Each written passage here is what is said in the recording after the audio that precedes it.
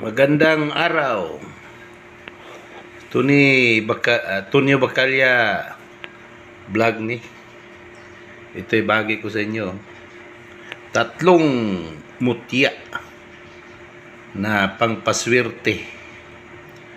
Oh, to. Ano to? Mutya ng langka, mutya ng puso saging, tsaka mutya ng mangga. Ito yung mangga, oh. Ito yung mangga. Yan, mutya ng mangga. Puso saging. Yan. Ito yung langka. Yan. Puro pampaswerte ito. Ganda sa negosyo. Yan. Itong mutya ng mangga, ito. Ang tagline niyan is ito. Tingnan mo, mayroon pang bilog na butas, oh. Parang mata. Ang tagline niyan is, pag may tangan ka niyan, hindi ka basta-basta tumatanda. Laging malakas ang pangatawan mo lagi. Yan. Mutya ng mangga. Maganda yan sa negosyo. Proteksyon na rin. Proteksyon. Naging bato na yan siya. Yan, mga buto yan siya, pero naging bato. Mayan ang mutya ng mangga. Maganda yan sa pananim ng mangga. Anong gusto mong pananim? Sa mga nagnegosyo, ganon din. Maganda sa negosyo. Pang-akit ng mga customer. At rin, sa katawan mo rin yan, proteksyon din yan. Para hindi ka matabla ng mga matulis na bagay. Kahit yung baril. Pangkabal. Kunat ng balat. Yan ang birtod ng mangga. Buto ng mangga. Ito naman, is puso ng saging na naging bato. Mutya ng puso yan, saging. Bato na din yan. Bato. Napakaganda yan. Ganon din yan. Protection mo rin yan. Sa mga yung may masamang balak sa'yo. Yang puso ng saging. Mutya ng puso saging. Maganda din yan sa kabuhayan mo. Yan, sa negosyo, ganun din. Yan, puso saging yan. Mutya ng puso saging. Pula, yung kulay niya, pula. Ganda yan sa yung kulamin ka. Kukulamin ka, hindi ka tatablan yan. Babalik sa kanya. Sino yung napakulam? Kaya, maganda yan. Pag may tangan ka yan. Puso ng saging. Maganda din yan sa negosyo. Yung mga negosyo mo na magkaroon ka ng mga iba-ibang dagdag na negosyo.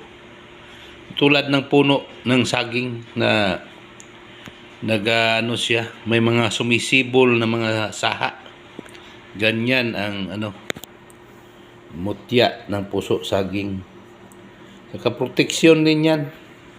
Di ba basta makuha din kasi din to. Ganyan. Kunin mo yan sa ating gabi. Saka yung tawag nito, pulmon. Ganyan. Dami kang kaagaw niyan. Iba-ibang uri ng hindi mo makikita. Yan ang bisa ng mutya ng puso saging. Maganda yan. Negosyo. Proteksyon din sa katawan mo. At maganda sa yung marami kang kaibigan yan. Malapit ka sa mga tao. Tulad yan, ganon din yan. Ayan lahat. Ganon ang visa niyan. malapit ka sa lahat. Lalo na itong mutya ng langka. Ito. Malapitin ka lahat sa lahat yan. Kung lalaki ka, lapitin ka ng mga babae. Pag babae ka naman, lapitin ka rin ng mga lalaki. Yan ang bisa ng mutya ng langka. Tsaka napakaganda din yan sa negosyo.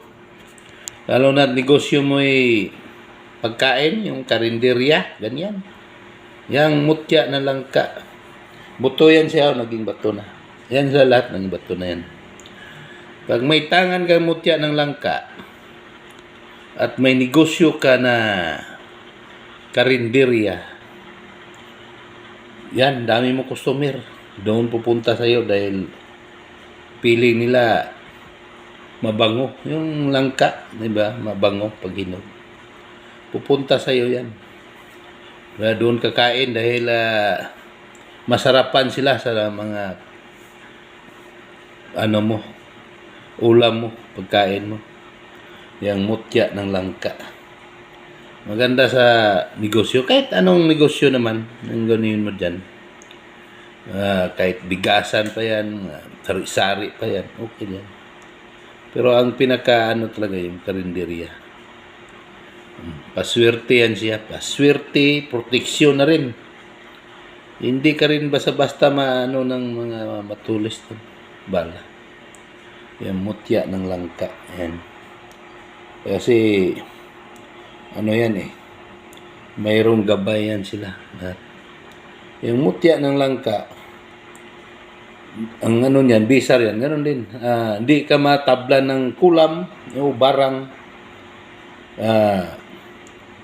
baril, hindi ka rin ng baril. At kusang gumagana lang yan siya kahit wala ng dasal. Kasi kalikasan to kalikasan yan. Sa galing kalikasan kahit wala ng dasal, kusang gagana yan. Ito lahat, yung tatlo na to, halos parehas-parehas lang ang nila.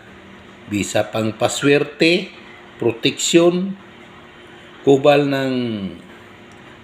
ng balat, hindi ka matatabla ng mga bala, maganda sa negosyo. Yan sila. Ang kaso nito, mahirap lang talaga hanapin to. Magpunta ka sa mga bundok, yung sapa na ilog na walang ganong tao, yung tahimik na tahimik, doon ka. Pagbigyan ka ng mga kanto doon, windy, ganyan. Yung sa langka, makukuha mo yan sa bunga ng langka, yung hinog. Tapos, pagkain mo, mayroong buto doon na naging bato, yan. Itong mangga, ganun din. Sa buto din yan. Tsaka yung puso ng saging, doon din yan sa saging. Pero may iba niyan, mga talagang bibigyan ka na galing na sa kanila yung mga kalikasan, doon ka sa ilog. Talagang ipagkaloob sa'yo, ipatong lang nila yan sa gilid ng ilog, ibigay sa'yo yan pag mga ganyan. Yung may-ari na yan, mga yung hindi natin nakikita. Kanto, ganyan. Yan, swerte ka kapag mayroon kang ganyan. Dahil napakaganda yan sa negosyo at sa proteksyon na rin sa sarili mo. Okay? Hanggang dito na lang. Thank you. God bless you all.